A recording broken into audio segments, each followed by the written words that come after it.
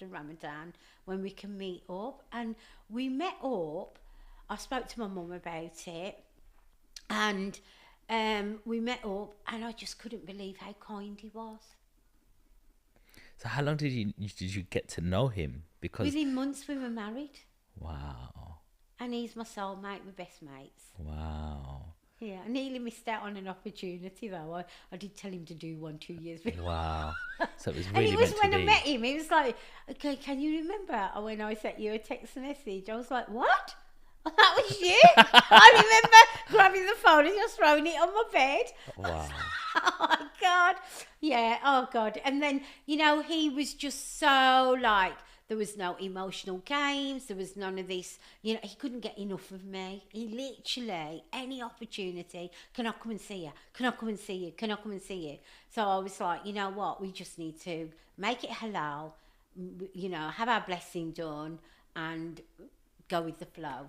And my mum, he met my mum. He was a bag of nerves when he met my mum. He was shaking, the sweat was pouring off him. It was hilarious. There's me, I was like, don't worry, you'll be fine. And my mum absolutely adored him. He's so respectful. Wow. That's what you want to find in a man, and equally a woman, because I said to Araz, I was like, babes, what was it about me that you were so drawn to? And he said, Farida, you're so respectful. And I think that's all I was looking for. I didn't care about his wealth. Because I'd got my own wealth. I didn't care about whether he had a property. I've got my own property. I've got my own business. All I wanted was somebody that respected me. Mm-hmm. Well, as it happens, God blessed me with more than what I imagined. Right, much more than I imagined. Sometimes it brings tears to my eyes when I think about the humble background, that the trauma, the poverty, and everything else that I came from, and to think that no, he didn't marry me for my passport because he already had a British passport. Mm-hmm. He was actually a lot younger than me. He just fell in love with Farida Khalifa, Wow. and he always calls me his number one. Wow. It's great, honestly. It's just, yeah. It took me 43 years.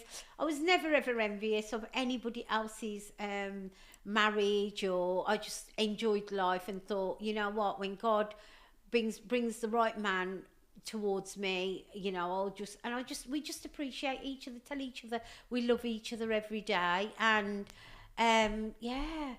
So I would just say, it makes me sad when I see young girls so driven by, they worry, they're so concerned that he's got to have this, he's got to have that, he's got to have that.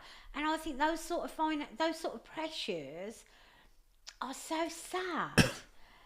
They forget the real beauty of a marriage and a relationship. Do you know what I mean? They're so focused on the material aspects. Mm-hmm. How important is looks? Oh, very important. You've got to be attracted to him. I nearly had him for breakfast. That's what I'm saying. Oh, wow. Say no more. Very important. The attraction's got to be there. I'm sorry. That's so it's like, make your nikah. Just make it legal. Get waiting. You can have a party later. Yeah. I think it's really important that you're attracted to each other. The chemistry, that you bounce off each other. You don't suppress each other. You give each other the opportunity to excel. I remember when I met my hubby, I was doing a TV show abroad. There was one of the TV shows that approached me, and we were making a reality TV show in Corfu. And I said to my hubby, I was like, babes, if this comes through, I might have to go abroad for so many months. And he was like, that's fine, I'll come with you. And that's the kind of support you want. Do you know what I mean? Whereas I remember when I was younger, there was this constant thing about men expecting their women to wear a hijab. There's too many. Instead of just letting the journey unfold itself, there's a lot of men that would dictate to the women, you can't do this, you can't do that, you can't do that, you can't. if you just both had a level of respect for each other from day one, you wouldn't need to dictate to each other. You should just be mindful. Do you know what I mean? Yeah, I get exactly what you mean. Why do you think it? Why do you think what do you think the main reason is that, you know, a lot of marriages are not working at the moment? I wouldn't say at the moment. I think marriages, there's, you know, they didn't work before. Some work now, some don't work. Sometimes it's maturity. Sometimes it's, you know, some of the, you know,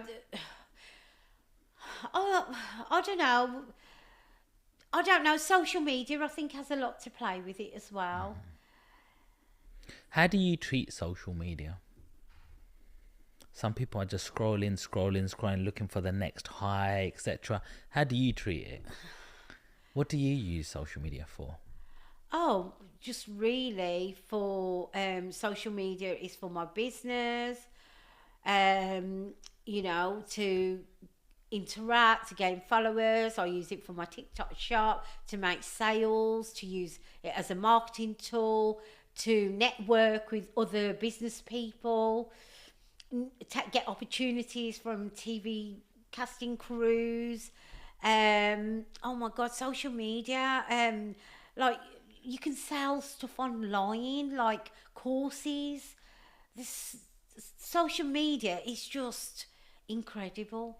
So you've For got all e- so you've got all this attention now, and I'm just mindful of our time that we've got left. But you've got all of this social media attention now, obviously to raise your brand and the awareness. Where are you going now, Frida? What do you have for your audience? What do you have for people who love you? Yeah, well, to be honest, I went on social media and I had about 2,000 people watching my live stream, and I was like, whoa, and 40,000, 45,000 views. Wow. Prior to me doing Big Brother, we were getting about 4,000 views and about 300 people on the live stream. So you can see how much. And then I'd get loads of people, just recently when I live stream, loads of people in the box wanting to request and just ask lots of questions. Sometimes it would be Big Brother related, sometimes it would be business related, sometimes it would be, you know. So, I mean, I want to concentrate on setting up the hairstyling online course, maybe the makeup tutorial courses as well. So that, you know, anyone that does the training, they've got more weight because they'll be saying that it's Farida Khalifa from Big Brother, who we've learned the hair and makeup from. I would be able to guide them in business as to how to make a successful business, from, you know, writing your business plan to using social media to, you know, getting all the brand deals and all this.